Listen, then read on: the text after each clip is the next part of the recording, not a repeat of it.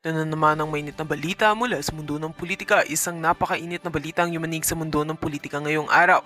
Igulo ito, yan ang sigaw ng netizens matapos kumalat ang ulat na isinugod sa ospital si Justice Secretary Jesus Crispin Boying Rimulya. Ayon sa mga paunang ulat, biglaan umano ang naging pagkahilo ni Rimulya habang nasa isang closed-door meeting. Sa ngayon, 50-50 ang kalagayan niya ayon sa isang source na malapit sa kalihim. Kaagad namang nagdulot ng iba't ibang spekulasyon ng insidenteng ito. May mga nagsasabing dulot ito ng sobrang stress sa gitna ng mga controversial na kaso na hawak ng kanyang tanggapan. Ilan sa mga ito ay may kaugnayan pa sa kasong high profile na kinabibilangan ng mga politiko at kilalang personalidad. Ngunit hanggang sa ngayon, wala pang opisyal na pahayag ang Department of Justice ukol sa tunay na lagay ni Secretary Rimulya. Samantala, isang mainit na pahayag rin ang pumugad mula kay Senadora Amy Marcos. Sa isang forum kanina, binatikos ng senadora ang ilang kaalyado ng administrasyon na aniyay hindi marunong makisama at masyadong nagmamagaling. Sa mga desisyon ng gobyerno, bagmat hindi pinangalanan, marami ang naniniwalang ito'y may kaugnayan sa lumalalim na hidwaan sa loob ng alyansa ng mga nakaupo sa poder. Nagugat daw ang iringan sa umano'y hindi pagkakaintindihan sa mga isyong pambansa gaya ng foreign policy at national budget. Ilang political analyst ang nagsasabing posibleng magbunga ito ng mas malalim pang banggaan sa pagitan ng mga dating magkakakampi. Ang tanong ng bayan, may power struggle ba sa loob ng administrasyon? Tutukan natin ang isyong ito para sa inyong kaalaman. At yan nga ang mga balitang ating pagkakatutukan, at kung bago ka pa lamang sa aking channel ay huwag kakalimutang mag-like, share and subscribe para updated ka sa aming mga bagong balita dito sa Tatak Pinas.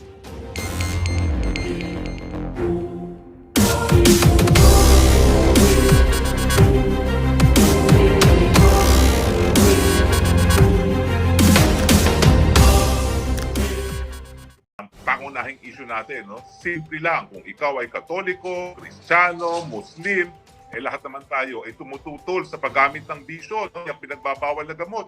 Abay, ang ordinaryong sundalo na enlisted, kapag napatunayan na gumagamit ng droga, automatic expulsion. Bakit ito, Presidente, may duda na, pinagbigyan na ng pagkakataon para pasinungalingan, hindi pa rin nagsasalita, no? Ibig sabihin, inaamin by his silence, and yet, naroriyan pa rin at kinakaladkad nga tayo sa kuko ng gera.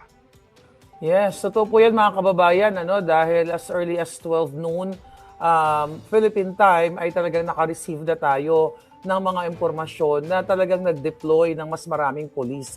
Ipapakita lang natin itong report ni Channel 167, I think an hour or 2 hour earlier. Ayan po, i-play lang natin para makita ng ating mga kababayan. Ayan po, ang mga police. Although mababait naman ang ating mga kapulisan dyan, pero ito'y hudyat na talagang may marching order ang bangag.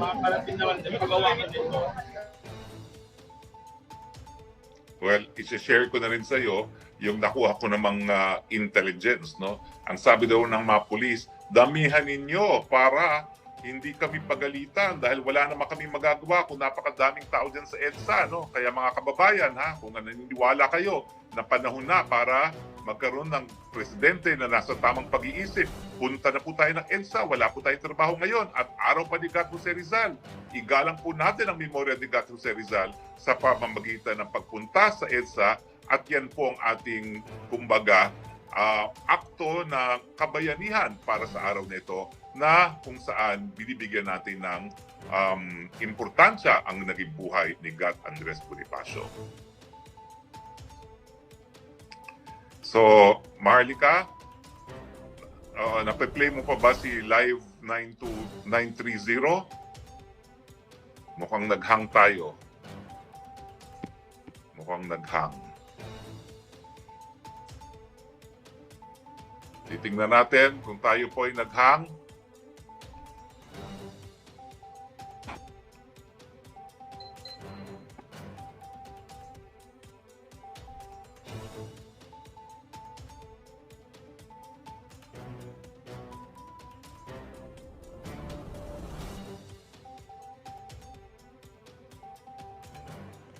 Tayo po ay naghang sa ere. Tignan po natin anong nangyari. Walang live. Live. Ayan, nagurgur. Yun, nandun na tayo, no? Yan, nabalik na tayo. Medyo Folks, nagurgur tayo, no? So, Anyway, yan, at least nakabalik tayo. So nakita nyo mga kababayan yung ating pinakita kanina na kung saan, maliwanag na ba tayo? Alright. Okay, maliwanag na tayo. So yun na nga, spokes, going back doon, bago tayo nawala, yun nga, may nakarating sa atin na may marching order na talagang magdagdag na mga kapulisan sa EDSA at pilit tayong sinisindak. But in fairness, may mga nakarating din sa akin na information na mabuti naman yung mga pulis doon. Mabait naman sila yung trato sa ating mga kababayan na nandoon. Yes, going back, spokes, sa sinabi mo na may nakarating din sa iyong information. Yes, in fact, nakikiusap yung mga pulis, damihan ninyo para hindi kami mapagalitan dahil pag napakadami ng tao dyan sa EDSA, wala kaming magagawa, no? At inaasahan naman natin na dadagsa ang ating mga kababayan ngayong araw ni Andres Bonifacio at araw ng Fiesta Opisyal, no? So tera na po sa EDSA, ha? Sa ating numero ay ang magdedetermine ng ating tagumpay ngayong araw na ito na ipalabas ang ating mensahe na ayaw na natin ayaw na kurap, ayaw na natin sa mga palpak sa gobyerno. Yes, doon naman sa mga mga mamang pulis, kami naman diyan, yung ating mga kababayan sa EDSA, day 5 na, wala namang reported na mga violente yung ating mga kababayan. Nandiyan lang talaga sila para magbigay ng kanilang hinaing dahil nga sa sobrang talamak ang korupsyon dyan sa Pilipinas dahil sa pamumuno ng isang diktador. Spokes, alam mo kanina, may balita sa Mindiola na kung saan may nagpukpukan between the mga protesters at ang ating mga pulis. Actually, naaawa ako dahil may kababayan tayong pulis na napukpuk. Ito, pakita natin ang ating video bago tayo mag-react.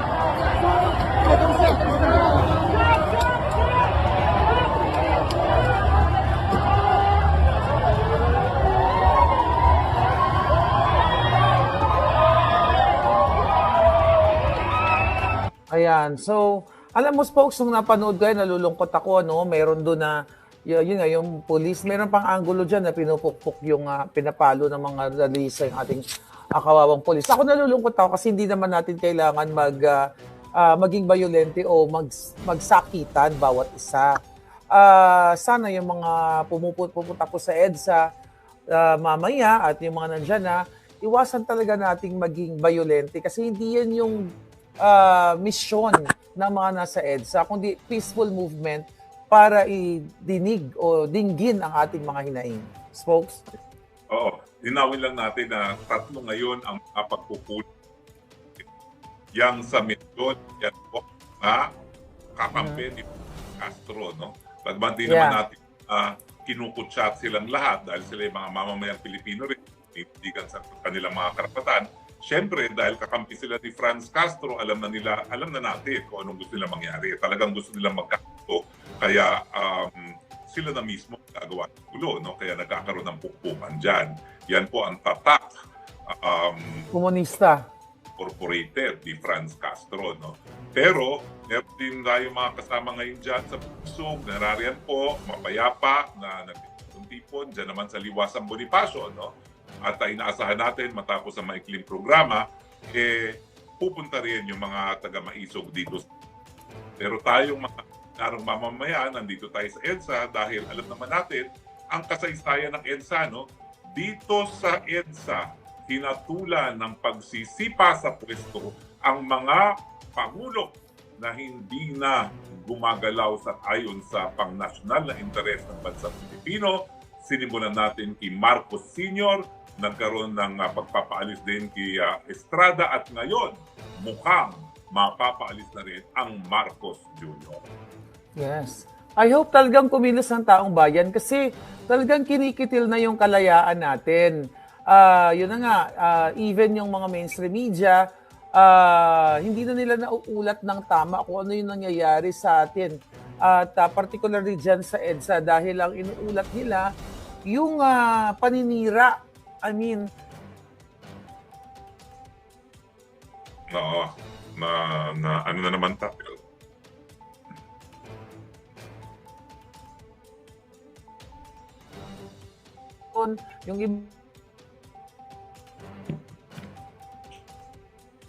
yung mga media na supposedly kakampi ng taong bayan ay nasusupil na rin dahil maaring takot sila o maaring ibang nabayaran sila nitong bangag na presidenteng ito. Kaya naman yung pagtitipon na sabi mo nga kanina, Smokes, ay talagang karapatan ng mamamayang Pilipino na magtipon dyan sa kalsada.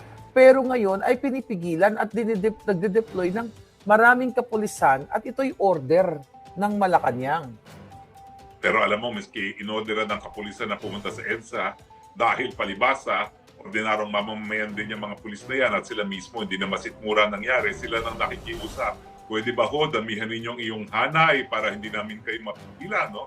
So pagbigyan po natin ang ating mga kapatid na kapulisan, no? Ibigay po natin ang hinihingi nila, damihan po natin ang ating hanay dyan sa EDSA nang hindi nila masunod ang kanilang order na tayo ay i-disperse. At naniniwala naman ako ngayong araw na ito dahil lahat tayo ay nais nating gunitain ang memorya ng Bonifacio, lahat tayo magpapakabayani pamamagitan ng sa EDSA.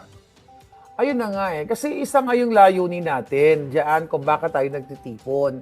Para protektahan yung ating karapatan, yung ating kalayaang mabuhay ng maayos sa Pilipinas, yung ating karapatan na hindi tayo inaabuso, ninanakawan ng ating gobyerno. Paulit-ulit na lang natin ng Spokes, ang mga budget na supposedly napupunta sa healthcare, napupunta sa mga disaster control, like 5,500 flood control, at yung mga ayuda na ginagamit nila ni Marcos Jr. Actually, may nakita ako ngayong araw na ito na nagbibigay na naman siya ng ayuda, araw ng kalayaan, bigay-bigay ng ayuda. Kumbaga, ginagamit nila itong pondo ng bayan nang hindi sa tama, kundi para sa kanilang mga personal na interest at mga pagnanakaw. Oo nga, para kontrahin ang galit ng taong bayan na ngayon namibigay ng ayuda, pero kalagitnaan ng sunod-sunod na apirya sa bagyo, naubusan sila ng ayuda. Paano sila hindi maubusan? No? Ginagamit nga nila para sa o balungkot sa ating bayan. No? Hindi po totoo na wala tayong sapat na pera para pamigay na ayuda, kaya lang hindi nakakarating talaga dun sa mga nangangailangan.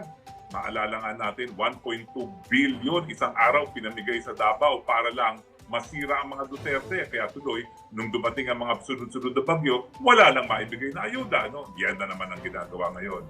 Para hindi magtungo sa EDSA na namimigay ng ayuda, no? Para sa mga susunod na araw na nandyan na naman ang mga bagyo, wala na naman silang maibibigay na ayuda. Yeah. Spokes, balikan ko lang yung pinag-usapan natin kanina, no, ng mga sinupina nga itong mga vloggers. Kasama ako doon sa Zoom, di ba? Pero wala pa naman ako natatanggap na subpoena galing sa NBI. Ano ang maipapayo mo dito sa mga vloggers na, I know, sinabi mo kanina, huwag matakot. Pag mga ganito bang subpoena, Spokes, alam natin na wala naman talagang, walang krimen o walang pangit na sinabi yung mga nagtanong lamang doon. At tama ba to? Ginagawa na naisupina na nila pag trip-trip nila? Well, alam mo, unfortunately, yung ating krimen na malicious prosecution, kinakailangan malitis ka muna sa hukuman at madismiss ang kaso bago ka makasampa ng kaso ng malicious prosecution. Pero meron tayong na nagamit ko na, no? Yung tinatawag na abuse of right, no? Nagamit ko yan laban sa dating first gentleman na ang daming sinampang libel cases laban sa mga periodista. Isang araw, nagsampa siya ng 38 libel counts, no, sa iba't ibang mga periodista. Dumulog kami sa Korte Suprema at sinabi namin na yan ay abuse of right. At ang sabi naman ng first gentleman dati ay hindi raw po pwedeng maging cause of action yun dahil meron siyang karapatan na magsampa ng libel cases. No? At sabi ng Suprema, mali. Nasa New Civil Code, sa Articles on Personal Relations, yung abuse of right. Pag inabuso mo yung karapatan para malabag ang karapatan ng iba, o pwede ka mapagbayad ng danyos. So yan ang pwede natin gamitin dyan sa mga nananakot na mga personnel ng NBI. Di man ng kasong kriminal, pwede natin silang pagbayarin ng danyos, no? Dahil dun sa sleepless nights na pwedeng nangyayari ngayon sa mga taong sinupina, no? At yan din ang plano ko, sasabihin ko na sa iyo, Maharlika, ngayon. No? Ang plano ko, lahat ng mga tumatawag sa akin ng pogo paddler ako na wala namang ebidensya, i-demand ko sila, senador man o congressman man, for abuse of right. Kasi unfortunately, yung mga congressman at mga senatong, immune sila sa libel. So hindi mo sila po pwedeng mademanda ng libel. Pero yun dito sa civil case para sa abuse of right. So pupulungin po natin lahat ng mga naging biktima ng NBI, ng pananakot, dahil wala po talaga ako nakikitang krimen. Sos Mariosep naman, kapatid, 34 years of law practice na ako and law teaching, no? At ngayon ako nakakita na palibasa sumama sa isang live press briefing, kinakasuhan na. Ano bang kaso yan? Wala ka nangyari doon na sinabing ibagsak ang gobyerno. Minsan nga may pumupula kay Inday Sara kasi hanggang ngayon di pa niya sinasabi na dapat ibagsak na si Marcos, di ba? Yeah. No, hindi niya sinasabi, panahon na para tanggalin si Marcos. Marami sa atin nagsasabi, pero si VP Sara, hindi pa niya sinasabi yon. And yet, ayan, gumagawa ng kaso na ang dapat naman talaga ay hayaan lang na magsalita ang taong bayan dahil yan ay kanilang karapatan. Pwede ba silang mag-decline katulad ng ginawa ni VP Inday? Yung mga vloggers na hindi siputin? O pwede, kasi alam mo, ang mangyari lang naman dyan, magsasampa yung NBI ng kaso sa piskalya. Pero ang piskalya, dadaan na naman yan sa preliminary investigation, no? At meron naman tayong lahat na karapatan para dumulog o mag-participate sa preliminary investigation bago maisampa sa hukuman. Pero syempre, gagawin nila yan, lulutuin yan para makarating sa hukuman at magkaroon ng warrant of arrest itong mga taong sinupina, no? Pero huwag naman tayo mag-alala dahil nandiyan pa rin ang hukuman, no? Ang hukuman, titignan pa rin yan, no? Kung merong probable cause, no? At kung walang probable cause, hindi sila mag-i-issue ng warrant of arrest, no? Ano ba naman ang allegation nila ng krimen dyan? Alam mo, meron tayong Latin maxim, nullum crimen nulla poena sine lege. Kung walang batas na nagpaparusa sa isang gawain, hindi siya po pwedeng maparusahan. Anong ginawa nila? Nanood at nagsalita sa isang online meeting at yun ay krimen. Wala namang panawagang nangyari doon. Kung hindi, protektahan lang ang karapatan ng isang ordinaryong mamamayan na si Atty. Laika Lopez, no? So sa tingin ko, nananakot yan. Yan ang mensahe nila sa buong sambayan ng Pilipino. Matakot kayo dahil pag kayo maingay, pag pinatuloy nyo ang inyong kritisismo laban sa isang presidente na pinaghihinalaang bangag, ikukulong. So nasa sa atin na yan kung tayo magpapatakot, no? Pero ang ating karapatan magsalita, hindi galing sa presidente, galing yan sa saligang batas. Yeah, tama ka naman doon, na talagang dapat wag mag-alala. Pero ang problema kasi, folks, talagang piniperwisyo nila yung mga tao. Yung ginagawa nilang pagsupinan yan, at alam ko naman na, pag pinailan ka ng kaso, pwede kang sumagot. Pero yung pagpa-file ng kaso, na wala ka namang ginawang, nagtanong ka lang, ito talaga ay malinaw na tinatarget o piniperwisyo ng bangag na gobyernong ito ang ating mga kababayan, like mga vloggers like me, para nga naman matakot at hindi na magsalita o hindi na pumasok sa mga forum na ito. I think ito yung gustong mensahe nila, right? Well, oo nga, no? Yan ang tinatawag na gumagawa sila ng chilling effect para yung mga pumupula sa nito. Pero huwag kayong mag-alala, no? Pag-uusapan natin, dahil ako'y abogado naman, pwede ko naman kayo gawa ng sagot dyan sa kahit anong isang pan ng NBI, no? Hindi naman tayo nagkukulang sa mga abogado na maninindigan sa karapatan. Ako nga, 34 years na, naninindigan ako, lalong-lalo na sa karapatan ng malayang pananalita. Ngayon pa ba ako titigil, no? So, titipunin po natin lahat yung mga sinupina ng NBI at magkakaroon tayo ng common na sagot, no? Huwag po kayo mag-alala, nandyan po ang ating mga abogado na maninindigan sa inyong mga karapatan. Yes, folks, may kapapasok lang na balita from the ground. Hinaharang daw ng mga pulis ang pagpasok sa loob ng area ng mga nagdadasal. So nakapalibot daw po lahat ang mga pulis. So tama ba yan ginagawa ng mga pulis? Na pinapaligiran yung ating tika. Ito may sinend na video. Tignan lang natin, ha. Ito. nagdadasal. Ayan, no? Well, bakit? At, Ano ka, folks, choppy yung audio. hindi, ang sabi ko, pag hinarangan nila yung bangketa kung saan nagpupunta ang tao, sa papupunta yung mga tao kung hindi pupunta sa kalye. Kalsada. Ang kalye, ayon sa Korte Suprema, hindi po yan para sa sasakyan. Yan sa mulat-mula para sa taong bayan, para sila ay magtitipon ng salubin laban sa. So kapag hindi nila pinagamit ang bangketa, pupunta sa kalye ang tao. Yeah, yun na nga. Basta mga kababayan, huwag kayong magpasindak dahil, nasa tama naman kayo at as long as hindi kayo violente, hindi kayo nanggugulo, wala pong dapat ikatakot. At naniniwala naman ako na yung mga kapulisan na yan ay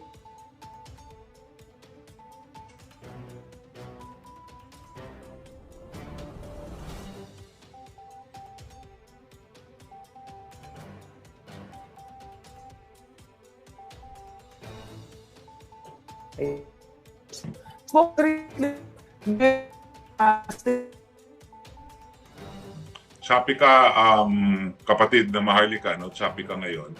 Pero, at saka parang nawala ka sa live, no? Oo. okay. Hindi kita makita ngayon live. Ganun pa man, habang hindi pa po nakakabalik si Maharlika, ito po ang inyong live coverage via internet at social media ng Day 5 ng Speak Up Day ng Mamamayang Pilipino dyan po sa EDSA.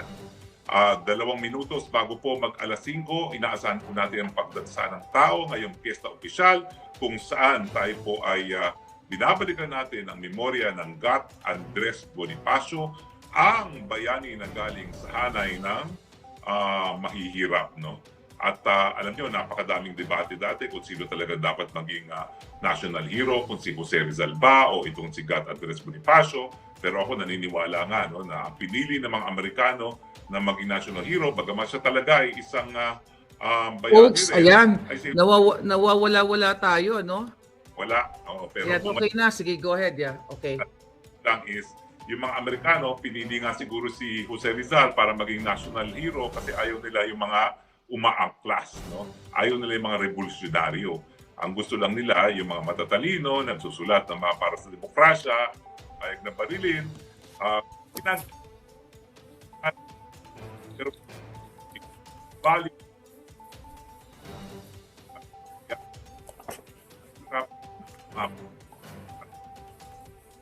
Pati signal na.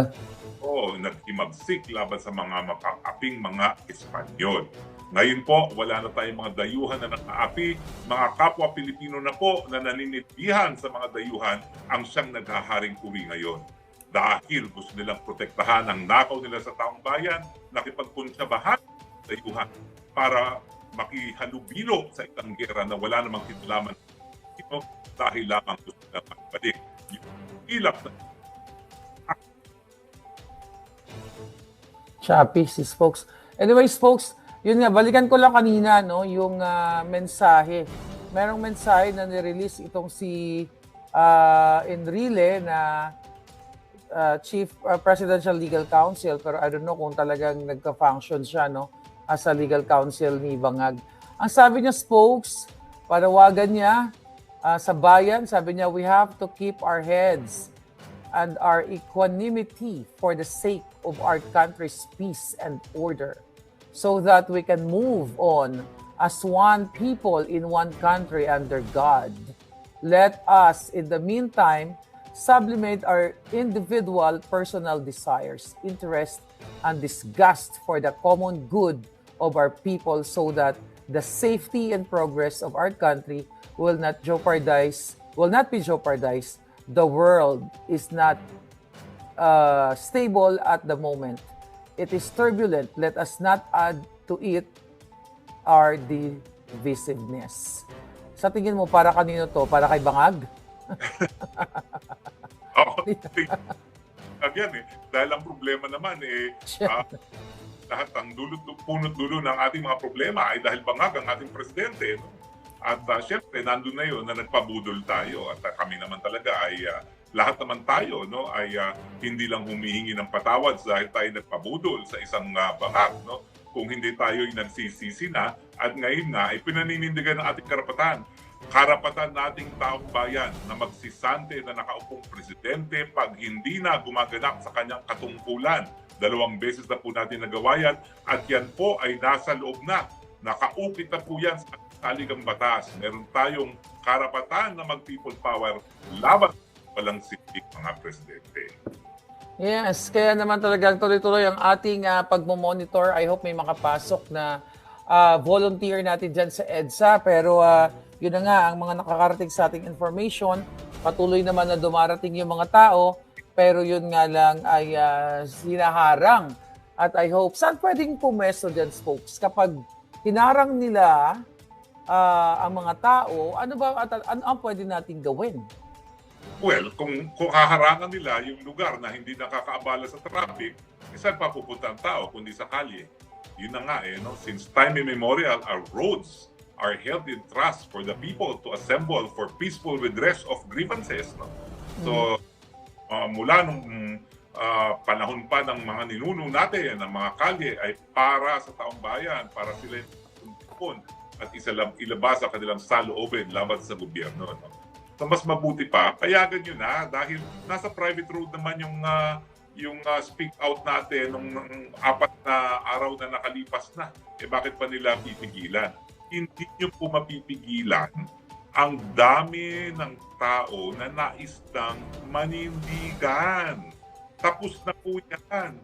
At dahil nga po sa ating kasaysayan noong 1986 at nung kailan lamang na 2001, hindi nyo na po matatakot ang taong bayan dahil alam nila sila ang tunay na soberenya sa bansang Pilipinas. Sila ang tunay na boss. So hindi po sila titingala doon sa mga naghaharing po. Yes. So spokes ang Huwad Committee ngayon at ang presidente, hindi tayo parang 2 days ago yata tayo magkasama. Hindi natin ito napag-usapan at hindi ko natanong sa'yo. Pinigil, okay? Nagpakalat ng text, ng private text message. Etong si Bangag na pinipigilan daw niya etong mga kongresista na huwag ituloy yung impeachment. Ano sa tingin mo ang drama nito? Ay, naku, drama lang talaga yan. No? Dahil alam naman natin kung anong gusto ng presidente masunod. Sinasabi lang niya para hindi masisi. At alam niya na nagagalit ang taong bayan dyan sa Tuwad Committee na yan. No? So, dinidistansya niya ang sarili niya. Pero ang tunay na boss talaga ng mga kongresista sa ilalim ng kanyang pinsan na si Martin Romualdez aka Tambaluslos ay ang presidente mismo.